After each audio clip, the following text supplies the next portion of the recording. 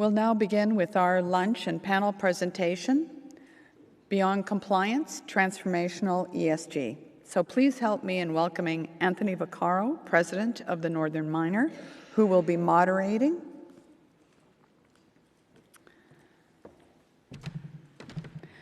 Also on this panel is Daniella Dimitrov, Executive Vice President and CFO of IAMGOLD,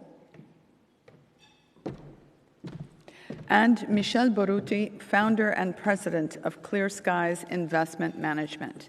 Anthony, the stage is yours. Thank you very much. Michel, how are you? Welcome, Michel. Okay, thank you very much, Joanne. Thank you, everyone, for being here on your lunchtime.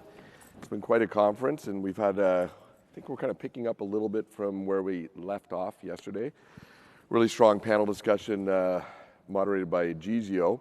We're going to tease out a few of those themes, so this is in some ways a carry-on, I think, of that conversation.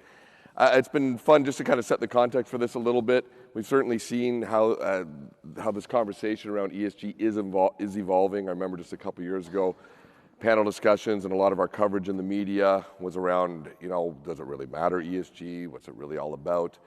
We know that it matters now, right? We're at now $2.5 trillion in assets under management when ESG-related funds at this point. It was about $800 billion 3 years ago. So massive growth. And that represents the opportunity to all the miners, right? That kind of capital is out there to be tapped into. That's the carrot. We also now know what the stick is, right? And we have almost every fund in the world has set a mandate that by 2050, they want all their assets in their portfolio to be net zero, carbon net zero. And we heard from Phillips Baker yesterday for Hecla. Hecla's already done it, so we can do it in this industry, right? There's examples there, which is pretty exciting. But this conversation is evolving, and now we're turning to how realistic are these goals that we've set for ourselves? How realistic is it for the industry to get to net zero? How realistic is it to limit climate change to just 1.5 degree increase by 2030, as outlined in the Paris Climate Agreement? So these are the topics we want to tackle today. It's a monumental task that our industry has before us, and that's why we need to move beyond just compliance to actually get there. So really happy to be joined by a leader of the industry in Daniella Dimitrov, and a renowned fund manager in the clean tech space, not the clean tech, but in the ESG-related clean fund space. Let me give a little bit of background on both of our panelists here today. Daniella is the CFO for IAMGOLD. She's also the EVP of Strategy and Corporate Development. She has over 20 years of experience, and prior to IAMGOLD, was a partner with investment banking at Sprott Capital. She held several other C-suite roles throughout the mining industry and is a member of Ontario's Mining Advisory Group. Some other little highlights: you were chosen as one of the top 100 global inspiration women in 2016, women in mining in 2016. Quite an honor. As for Michel Brutti, he is the founder and CEO of Clear Skies Investment Management. He has over 30 years of experience in the investment industry, managing global portfolios of up to $10 billion, which includes stocks and fixed income. Until recently, he was a senior partner and portfolio manager at Jarislowsky Fraser, where he served as a member of the firm's Investment Strategy Committee and Sustainable Investment Committee. And Michel has a lot of connections within the ESG space.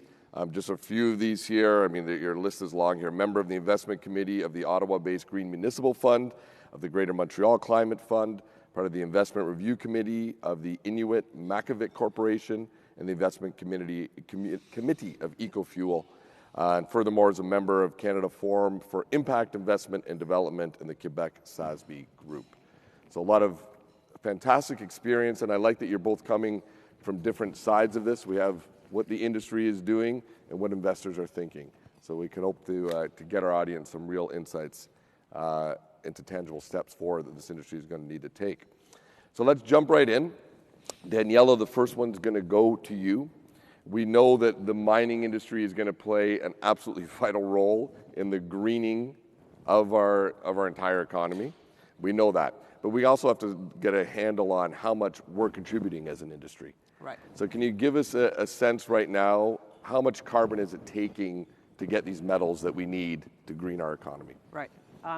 So we've seen some different stats around the contribution of our mining industry as a whole, not just the battery metals or the energy transition metals like copper, lithium, et cetera. So the mining industry as a whole is generating somewhere between 3 and 8% of the total GHG global emissions. I think McKinsey has somewhere between 4 and 7%, and that's Scope 1 and Scope 2 emissions. Now, if we're looking at Scope 3, that number gets closer to 30%, actually.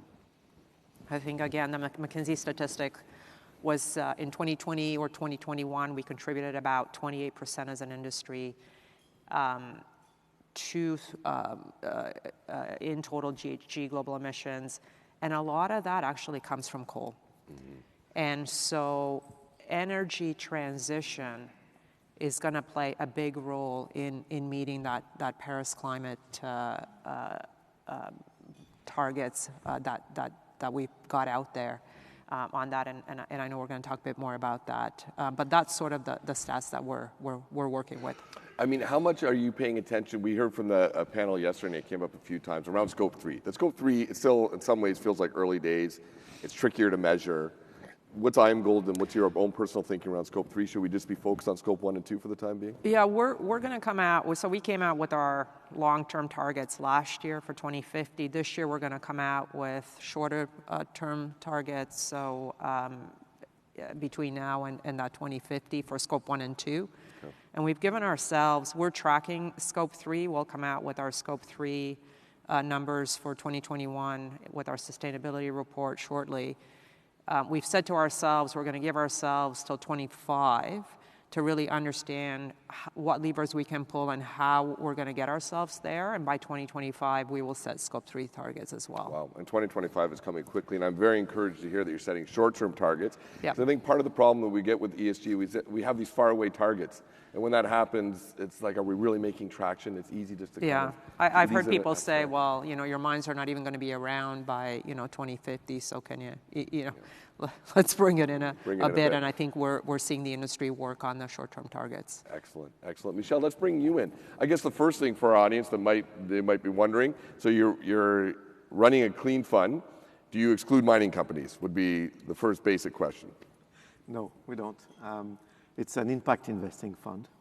It's actually two impact investing funds, but we don't exclude mining companies. Doesn't mean that we have any at the present time in our portfolio, but we don't exclude mining companies because we all know most of the products on this earth, they come initially from mining. Mm-hmm. So it's not that we can say we can exclude mining. We can maybe live without fossil fuel at one point in this world, but mining will still be around us even after we don't use fossil fuel. So mining is clearly an industry that we look at like any other industry as a potential investment. And it's clear that the mining industry was maybe a bit slow in coming into this ESG responsible investment, but actually it's catching up quite nicely. I mean, we see, as Daniella said, you first have to report on your Scope 1 and Scope 2 before even you can think about Scope 3, and then you can think about Scope 3. So already if you are reporting on Scope 1 and Scope 2, and you can see the evolution, and then figure out what you can do to reduce your Scope 1 and Scope 2, then you can also then work on disclosure and then figure out what you can do on Scope 3. But the mining industry, in terms of ESG, is not only greenhouse gas emission. It's also about water use. Yeah. It's about tailings ponds, impoundments.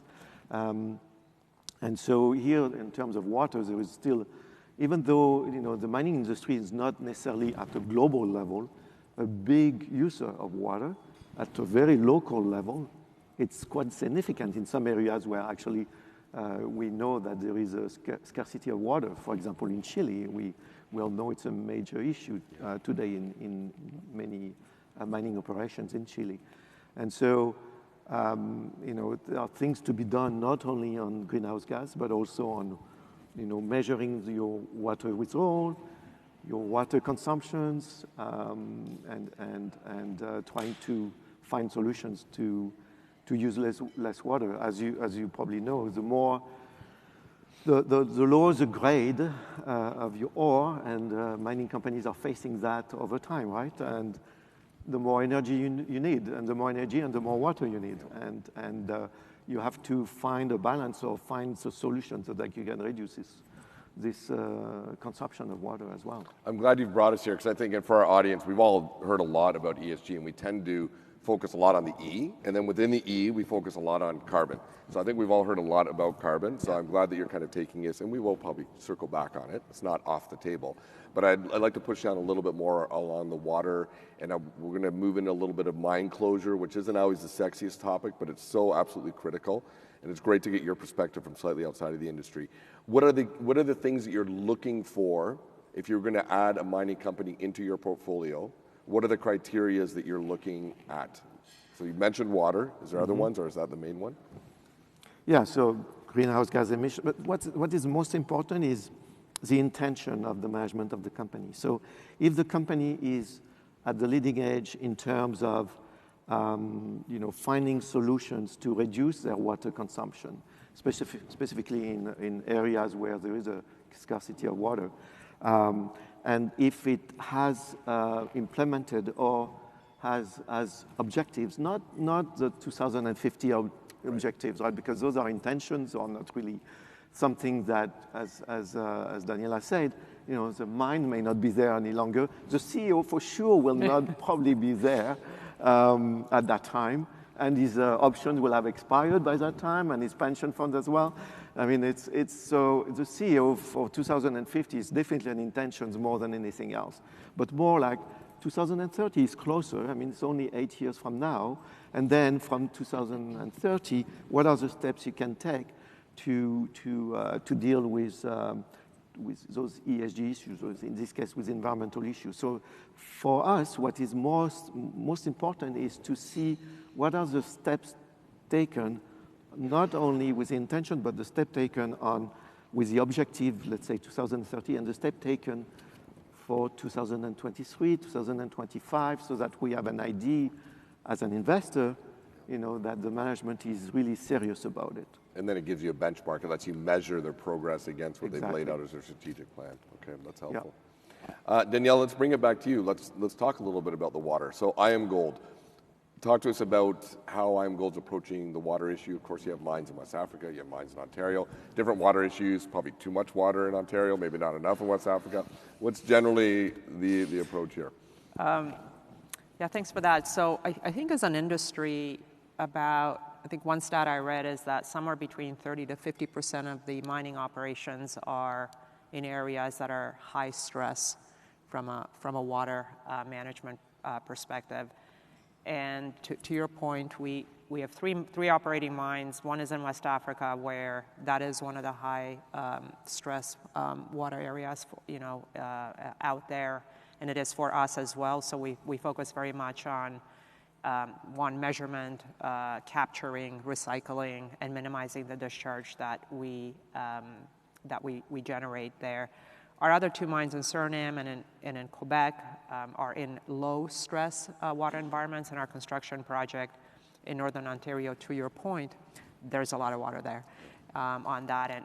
And there it goes to water management and some of the things that we had to do and manage in terms of redirecting rivers and dealing with freshet and managing the ongoing water that's out there. IAMGOLD is a MAC member, and as part of that, we self-assess against the TSM water stewardship protocol, which is towards the sustainable mining. Yeah, TSM, that's right. And there is a protocol specifically dealing with water stewardship. And the target that we've set for ourselves, speaking of shorter term targets, is that we want to achieve at every one of our sites a level A, so sort of kind of top compliance with that particular protocol that relates to water stewardship and that. And so that's what we've been working on over the last year and this year, so that we can, that's our target, shorter term target.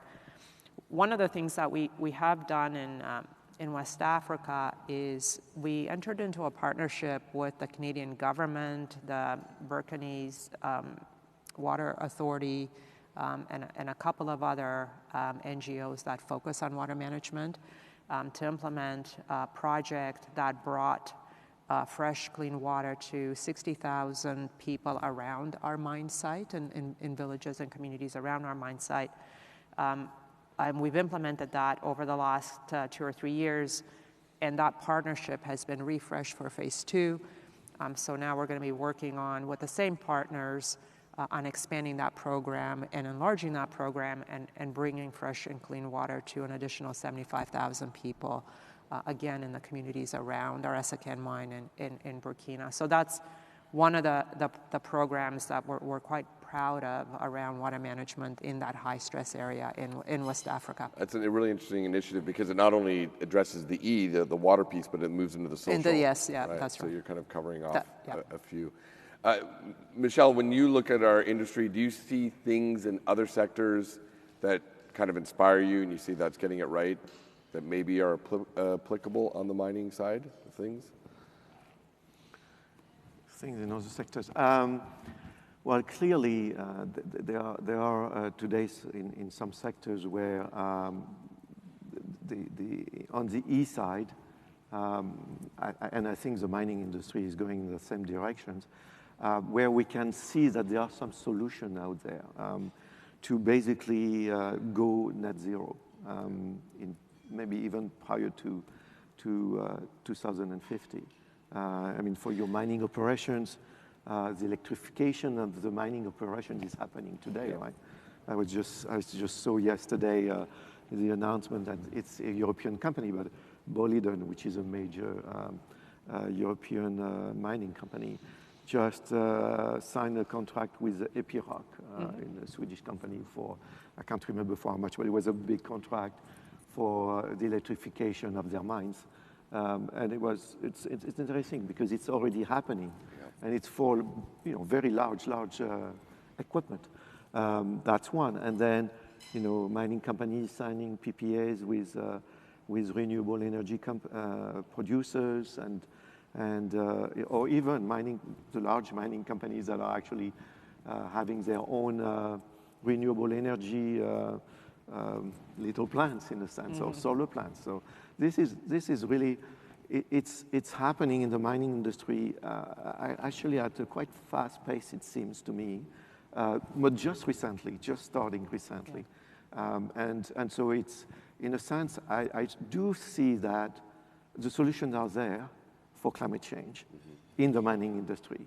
It's just a question of continuing on this acceleration, and the mining industry will get there.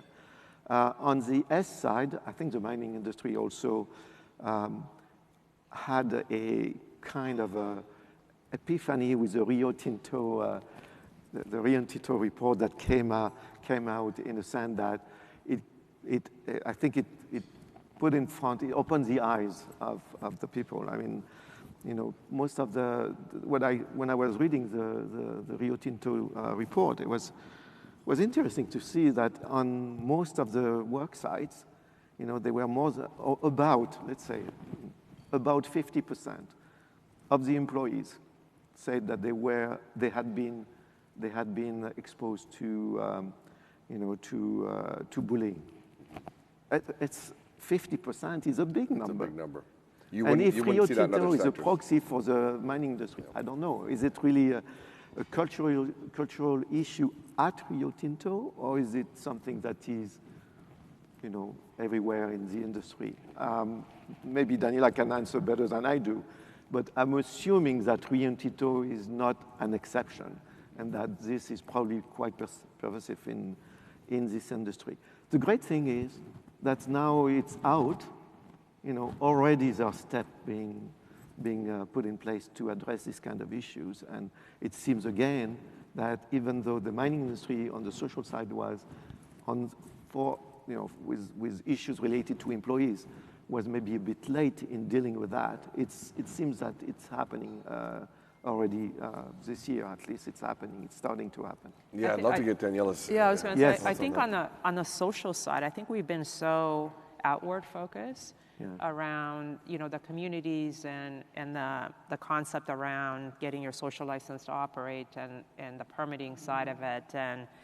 And maybe earlier we weren't quite getting on that as fast, and the idea around get to know the community before you step foot into the community, wasn't as advanced. And I think we learned from some of those challenges and maybe missteps that we made, years ago, and spent more and more time focused externally on, communities and making sure we communicate, we do the right thing, we create opportunities, we create long-lasting partnerships and develop capabilities and education and training and so on that could be there beyond the mine shutting down. I think we've been maybe focused a bit less on the internal us, on that, and maybe we've taken that for granted. And I thought the same thing when you talked about the Rio Tinto report, and I remember a number of years ago when I took over a role at a company where we had operating performance issues, and I put on the board agenda, I put culture on the board agenda, and that was about 7 years ago. And the directors looked at me funny and said, well, the reason why the last guy is not here anymore is because we have operations issues. And I thought, you got that. And so your job is now to go fix the operations issues and not talk about that, the culture piece. Like nobody wants to talk about that. And I think we do need to talk about that, and we need to be deliberate about that. And I think that goes to that Rio Tinto report around what is the composition of our workforce, how do we hire, what are our values and standards with respect to our own workforce, never mind externally on the S, what is the retention, and what is the culture, and putting that on the agenda of senior management and on the board agenda as something that is focused and measured, just like we measure safety, and just like we talk about that and start every meeting with safety, and that's part of our nature now in how we approach a management meeting or a board meeting. And I think we should talk about culture in the same manner. It's hard to imagine how you could even optimize your operations without a cultural focus. Like the two are tied together, but as recently as 7 years ago, you were getting pushback on that. It's kind of alarming. Do you feel the progression now at this point?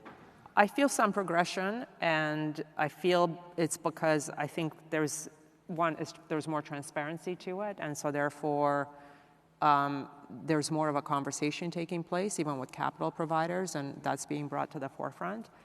And I think that the talent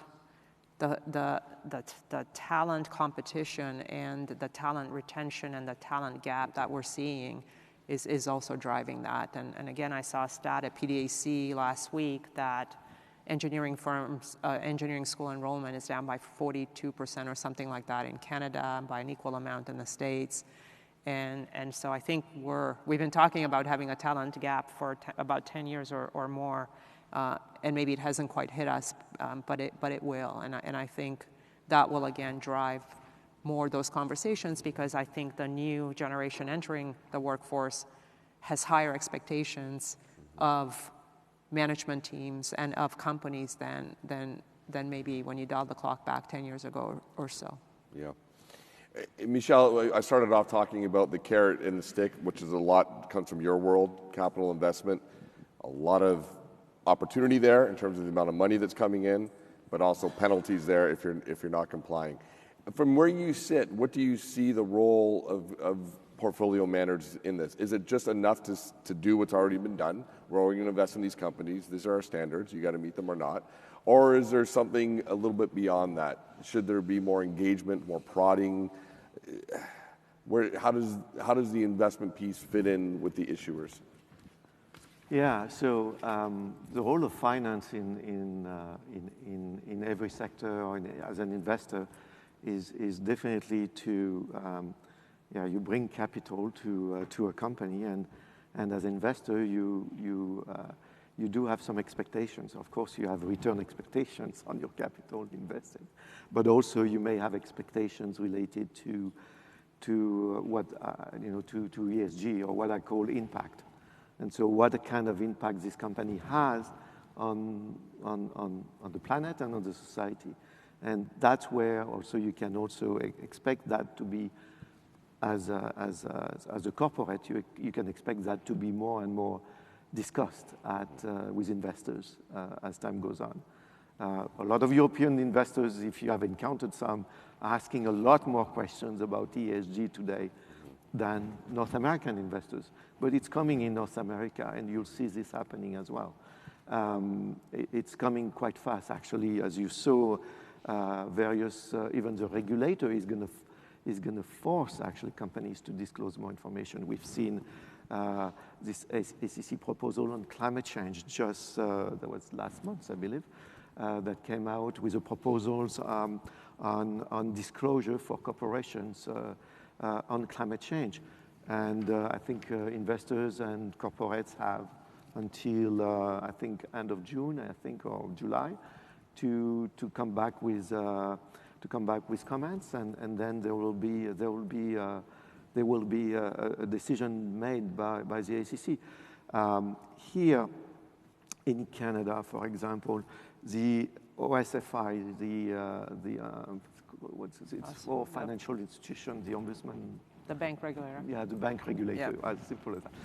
The bank regulator has basically put a set of proposals and is asking the banks, and not only the bank, but all financial institutions, to report on their exposure to climate change risk.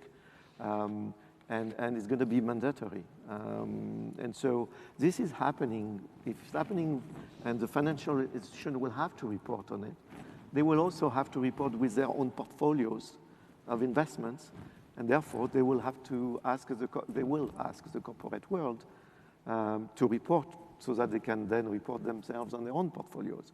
So that's happening at the present time. Climate change is one, but there will be more and more. We talk about the TCFD, for example, which is the Task Force on Climate Change-Related Financial Disclosure. Today, there is a TNFD, the Task Force on Nature-Related this is around biodiversity, correct? Financial disclosure. Yeah. And there will be, actually, it was announced today that the next big convention on biodiversity, which was supposed to happen in China, is going to happen at the end of this year in Montreal.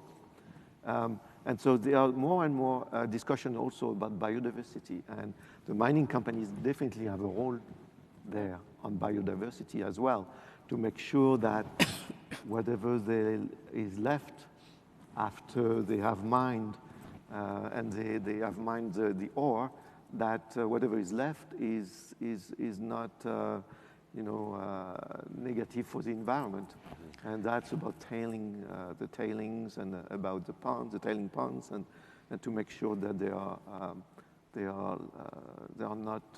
is no drainage, and that everything is well managed. Just to pick up on your capital allocation point, because at the end of the day, that is the critical piece, right? So speaking from the miner's perspective, where our time horizon is a long one. It takes 12, 15 years these days to find a mine, develop permanent mine, develop a mine. So the time horizon before you get a return on $1 of invested capital, I'm going to say it's 15 plus years now. And so I guess I'm still sort of struggling as to whether there is alignment between the capital providers and the miners from that capital allocation perspective, and the necessity to generate a return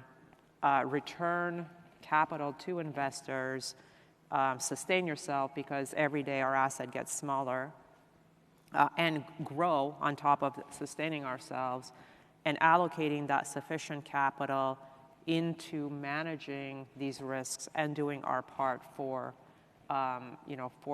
climate and really for in terms of ESG. And I don't feel that we're quite there yet. And maybe in Europe there is more of a focus around, okay, but what are you doing and how much capital are you putting to that? And I'm okay for you to put that capital to it. I don't know that we're there necessarily in North America, and I think that capital providers and investors should realize that they also need to do their part, because that needs to come from somewhere on that. So I'm sort of, I think that's a really that's a great interesting, point. But it sounds like from what Michel's saying, what you're seeing in Europe is coming here. Yeah. This more active it's a engagement. great point, as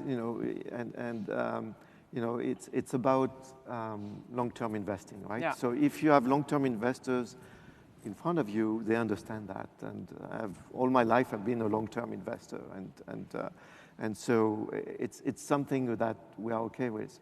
But it's true also that a company has to report here on a quarterly basis. In Europe, now in some countries, you don't have to do that any longer. Maybe that's something that could be explored. But it's the same also for a portfolio manager.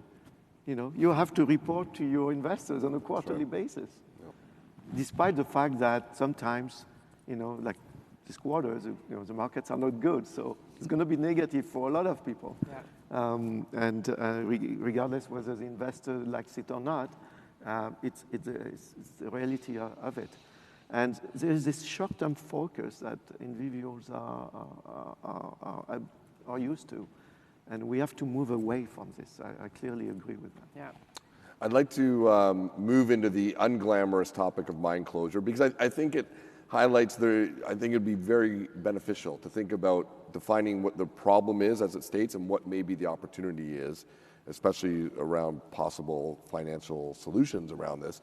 I think, the problem, Daniella, you stated it very eloquently, but we are in a situation here where very often as mines get closer to closure, a major that has the funds will often sell them off to someone that maybe doesn't have the funds, and then we end up with a bit of a problem going on here. Yeah. Is that a fair way of framing what one of the issues is around critical one? It has happened in the industry, yes, and I think that, I think that goes back to the capital allocation. So to the extent that you can reclaim as you go along, you've got to allocate capital to that, and I think people look at it as, you're dealing, it's a liability. Well, why don't you allocate capital to invest in an asset or to develop an asset, to expand an asset? And so our frame of mind, I think, has been more around liability and let's just get the can down the road on the liability side, where we allocate capital in order to grow the business, sustain the business, find new resources, and so on, because that's a lot more interesting than this other thing. And if you look at the tax benefits, for the most part, they're also structured that way. We know lots of juniors, and even, IAMGOLD is an intermediate producer. We've accessed, flow through for exploration, flow through for development. Certainly in Canada, similar benefits don't necessarily exist in all of the other jurisdictions around the world, but they exist here. And so, we've certainly put the mind to allocating tax benefits and capital towards that encouragement of investment in growing, finding, et cetera, and not necessarily on Cleaning up. And over the last few years with MAC and TSM and ICMM, we've certainly, and some of the challenges and disasters that we've had in the industry around tailings, I think we've done a better job now at, looking at design, at looking at management and operating and performance and risk management around that, and putting more of a governance structure around it, and new standards and guidelines and so on that we've all that we're complying with, and the capital providers have directed their focus to it. Less so, I think, on the closure side. And we were chatting, I think you and I were chatting about one structure that I've really not seen used in mining more than maybe a couple of times, which is this qualified environmental trust, which exists under the Income Tax Act, where you can put money in a trust and you get a tax benefit, and then at closure time you can take money out of that trust and you're in a different tax situation. But that's still kind of kicking the can down the road, because you're getting a tax benefit, and so you can get a better benefit when you're closing. So it's been something that's been on my mind for a couple of years now around, how can we collectively do our part? So how can the government create those incentives for us to do our part? during operations, so that they don't maybe have to deal with something if a company doesn't end up in a successful situation and being there and doing the cleanup. How can capital providers do their part? Because again, that might not be something where you're seeing an immediate return in the next quarter on the capital that you allocate to it. And I think the other thing that's been really interesting is, can we be more innovative around that cleanup, right? So can we work with land development or renewables and actually think about what we can do with the areas that we reclaim? And I know that there's a lot of research that is going on in some of the universities around what can we do with areas that we then reclaim during operation, and how can it be a win-win situation. I think there's a lot of opportunities there to be creative and for closer cooperation between capital providers, governments, and the industry, and for us to really make more progress on reclaiming during operation rather than at the back end of it. Michel, how do you see this? Do you see a way that you could ever be investing in mine closure through bonds, through a flow-through? What kind of structure would entice you to invest? Well, it's an interesting question. Definitely, as an investor, I will look at the return on the capital first. That's the first thing you always look at. So you may need to have some kind of blended finance where the government would come in with a different view on its return on its capital invested than other investors. And with blended finance is one way maybe to look at solutions that could be some solutions that could help in providing this kind of for this kind of projects. Yeah, it's a big issue that we still haven't fully wrapped our minds around. Yeah, and we're talking. Yeah. I mean, some of the closure obligations out there with respect to one operation are, hundreds of millions of dollars, and so we're talking significant capital that the industry is going to require at the end of the day in order to deal with this, and I think we're going to have to turn our minds to it, sooner than later on that front. On one hand, if we're saying that mining is we're the good guys in many ways, that we're providing the metals for the greener economy, but if we're not getting this mine closure right, we've seen it, we quickly flip the beam back to the bad guys in the public mine, and we could squander this once in a lifetime opportunity to redefine our industry in the public mind, right? So I do think it's absolutely critical. Michel, you touched upon some of the standards, and now Michael Bloomberg's coming out with the biodiversity one. I mean, if I'm in Daniella's shoes, I'm thinking, oh my God, another one that I have to report to. We have GRI, we have SASB, we have TCFD, now we're going to have another TCF. What is it now? TSND? Did you say is what it is? The nature TNF, one? It's so hard to. Task Force on nature-related financial disclosure. Okay, you're TNFD. on it. IFRS is coming out with new ones. ISSB is coming out with new ones. From an issuer's perspective, how do you stay on top of this? And specifically, what is IAMGOLD reporting towards right now? So we report under GRI, SASB. We'll report under TSFD by the end of 2022. We're working towards the World Gold Council Responsible Gold Mining Principle Compliance with external financial assurance. So we're into our third year and getting to final certification by the end of next year. And we're watching the SEC, climate change and some of the other things that you've talked about it. And it is a lot on that. And sure, I think once you figure out how to capture your data and structure your data in such a way that you can then meet GRI and SASB, without a lot of incremental work. But some of those other reporting requirements do require additional work. So I think in the last 2 or 3 years, I was hoping that we would see some consolidation, and we have not. We've seen actually an increase in the number of reporting requirements. ICMM has come out with their own standards. I think they approach 220 companies, capital providers representing trillions of dollars, led by the Church of England, has done an outreach and said, well, if you comply with TSM and don't comply with ICMM, tell us how you think you've checked the boxes over here.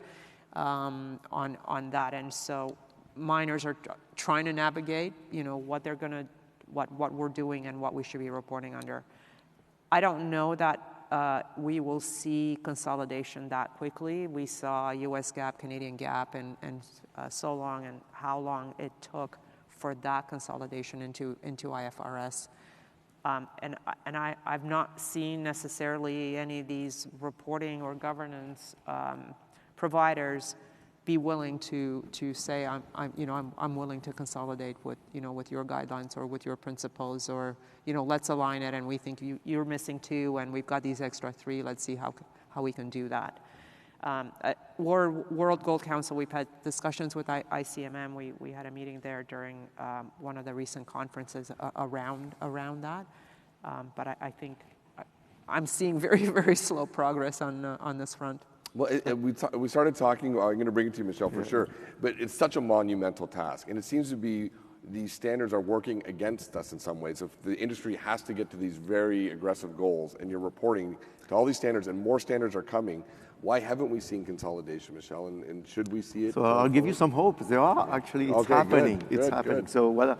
So it's going to happen, I think, at a faster pace than what we have seen with the accounting standard, IFRS and US GAAP.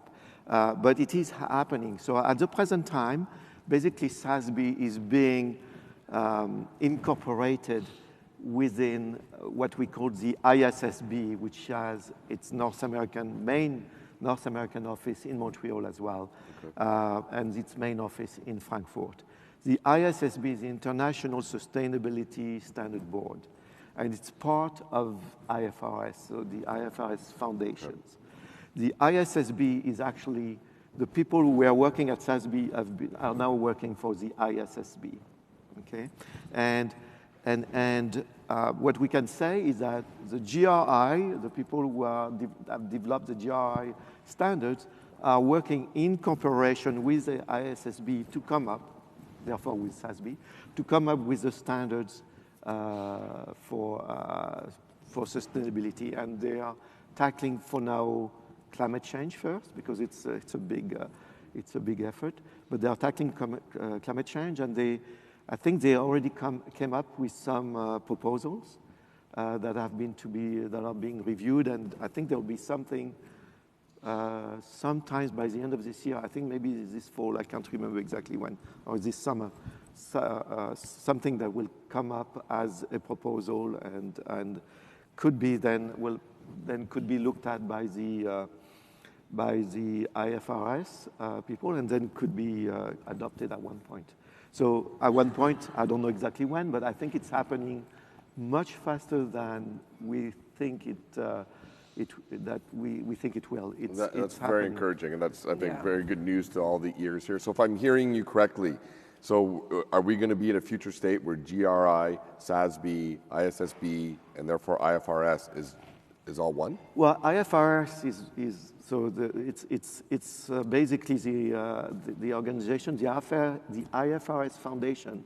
The ISSB is part of the IFRS Foundation. Okay. So at the end, SASB will not exist. We may call it still the SASB standards, but they will be part of the IFRS sustainability standards. Okay. Right? And then, of course, the US may want to do their own. We'll see. But this is what's happening at the present time. And the TCFD is not another standard. The TCFD is a framework.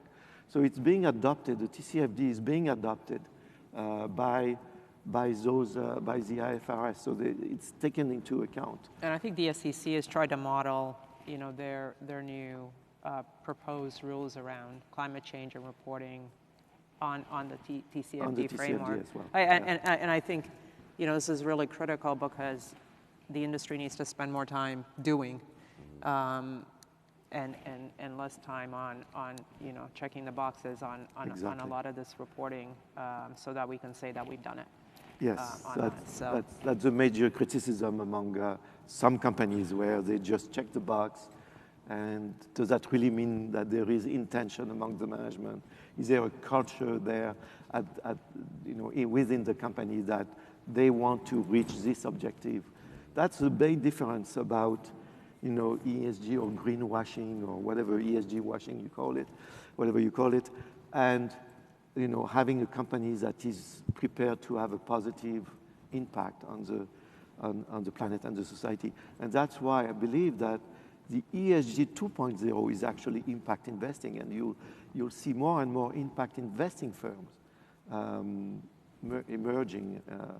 Delineate that a little bit more for us. What is this distinction between impact investing and what we'd call run-of-the-mill ESG? So in a simple term, ESG, so a company that just look at ESG factors will think about itself as, okay, I'm going to look at environmental, social, and governance factors and make sure that those factors, I address them as a risk so that my company is okay. Okay, so that my company is doing all right. Now, if you are a company with a positive impact, you don't think about in one direction, you think about both directions. So how the ESG factors have an impact on my own company, and how I, as a member of the management team of this company, how my company is having an impact on the rest of the world, society and planet. Those are the two directions. That's the difference. Does that resonate with you, Daniella? How do you see that fitting into an IAMGOLD culture? Yeah, absolutely it resonates, and with me, and I think getting away from which standard and how many standards you're reporting under is really looking at the business itself and saying what are the key risks for your business and what are the key impacts that you're having, because we talked about water. You can be in a high stress water area or in a low stress, and so therefore water might be a key risk for one miner and it might not be a risk at all for another miner. And I think identifying those key risks and focusing on managing those risks and managing the impact that you're having and mitigating the impact that you're having is really the critical piece, rather than which standard you're reporting under or how many you're reporting under. And I think I've been talking to some capital providers here in our space, in our jurisdiction, and I've seen some ESG bonds that have been issued and where you're getting a reduction in your cost of capital by complying with certain standards or frameworks or reporting under certain frameworks. And I really would like to see that reduction in cost of capital really go to what you're using your use of proceeds for. And so therefore, if I'm looking for $30 million because I can actually go ahead and execute on the closure of a tailings dam, I got to tell you, there's not a lot of people that are willing to provide that capital where the use of proceeds is exactly that. And so, again, to your point, what is the impact? What are the key risks? How are you managing it? And how is the capital going to get aligned with, helping the industry mitigate its impact? Okay. Michel, and this concept of impact, there is this, in impact, there is this concept of intentionality. And with intentionality, if you have an intention, you have to have targets, objectives. And this is where it's moving, right? So in this case, you have a project and you have put in place some objectives, and then you are using the capital to actually achieve these objectives.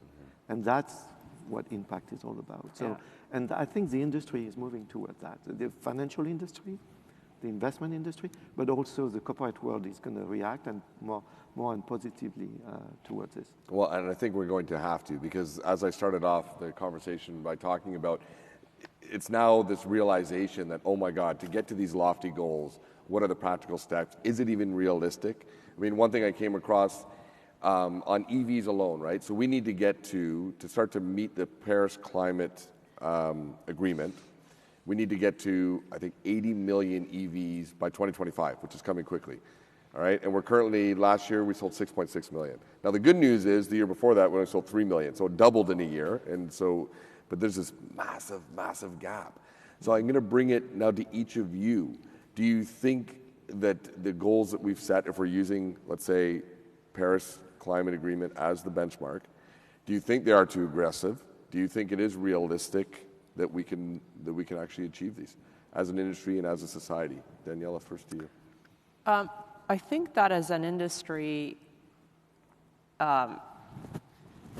I think that we can continue to enhance putting this on the agenda of the senior management team, on the agenda of boards, incorporating this into strategic planning, incorporating this into the decision-making process, into the strategy, and into capital allocation. Because if we don't do that, it's not the sustainability department's job to, get ourselves there. It's really all of our jobs. And I think, we are seeing that transition because those conversations are taking place more in the public domain at governments. We're being held accountable by our workforce, in terms of talent attraction. So I think there's opportunity to continue to raise the focus, to put metrics around those ambitious and aspirational goals that we've set, that 2050 target, and bringing those targets and setting metrics and providing that transparency around how are we progressing around those targets, and also from the capital provider's perspective, that same attention. Because if you're walking into an investor meeting and people want to talk about, what's this project and what's the IRR and the payback, and maybe somewhere at the end, you're being asked, well, how are you doing? And, are you mitigating while you're going along? If that conversation takes place at the beginning, then you're getting that understanding that from a capital provision perspective, that's important for your shareholders, that's important for your debt providers, and so on. So I think there's opportunity that we can do better. Great. Michel, is some of the emerging skepticism around our ability to meet these goals by 2030, is it cynicism masking itself as skepticism? Are you more positive on it? Do you think we can attain the goals? No, I do believe we can attain them. I mean, those are very ambitious goals, clearly ambitious goals. But the science is telling us that the scientific community is telling us that we have to achieve those goals, that we have no choice, that we do have to achieve them. So those are really ambitious goals, but I do believe that we can reach them. The finance world has a role to play, as well with the corporate world. The TCFD, I mean, as Daniella mentioned, you need to incorporate this into your strategy. The TCFD is a framework that helps you. To incorporate this. Starts with governance. Yeah. Right. You have to start with governance, and then you do look at strategy and etc. So I think we'll get there. We still need the politics to be more, or the regulator, or the people in power to actually put more regulations to encourage any solutions that goes towards a 1.5 degree scenario, right? And so, incentives, right? And, incentives and regulation, but and incentives. regulation. When I meant regulations, right? Policy, policies. That's the right one. So all kinds of policies that will encourage us to go towards the 1.5. Because there does seem to be a gap there right now. It doesn't seem to be the policies in place to actually get us there. Is that all fair to the say? policies are not in place yet, clearly, for us to reach that objective. But in spite of that, you remain optimist. We need our governments to also, some of our governments, especially in the developed world, are putting those policies in place. But obviously, it has to be at the world level, at the global level.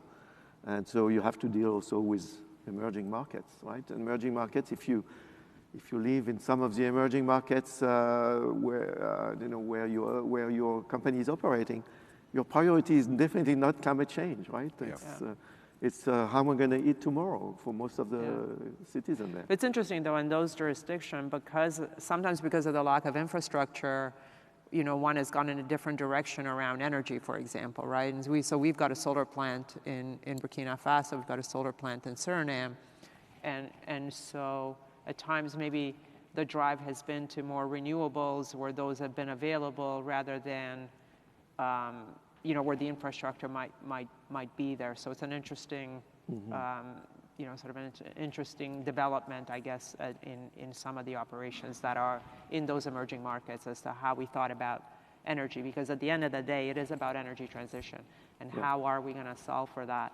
Because that's got such a big impact at the end of the day. Yeah, and the great thing about renewable energy is that today it's definitely not costly relative to natural gas or. Yeah. And the costs that's continue to go down. Yeah. And I applaud IAMGOLD because you guys were way out ahead of the curve with those the solar panels, especially in West Africa. You're one of the earliest adopters of that. Yeah. We have just 2 minutes left.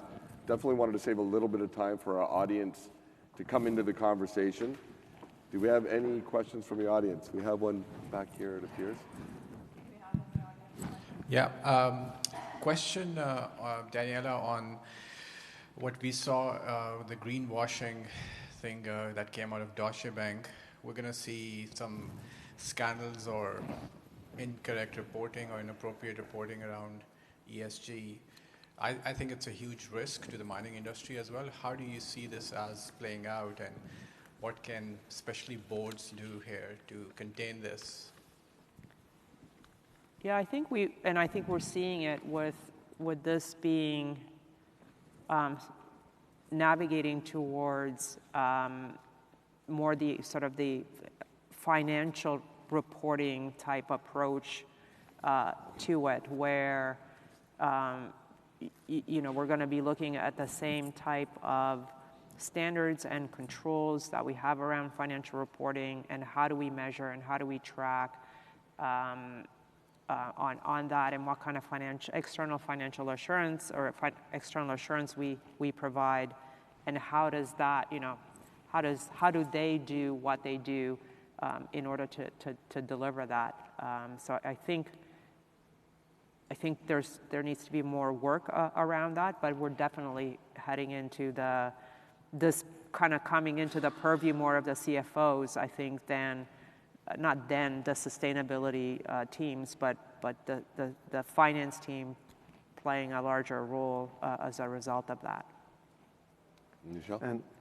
Yeah, so the mining industry or any other industry, I've read many sustainability reports, and before, because nothing was standardized, some companies, they would just focus on some specific activities that they had, very positive ones, of course, and they would spend 2 or 3 pages on this, and then they give a few metrics, and then you tend to forget that this company has another environmental factors that is not dealing with, and that is not addressed. With the standardization that's coming with the ISSB, it will be more and more difficult for companies to do greenwashing. With DWS, which was the affiliate of Deutsche Bank, it's also happening for financial products. Today, there is a standardization of reporting that is being developed, and that is there are some of those norms that are already in place today, which will basically oblige financial institutions, investment companies to report on their investment portfolios in a specific way.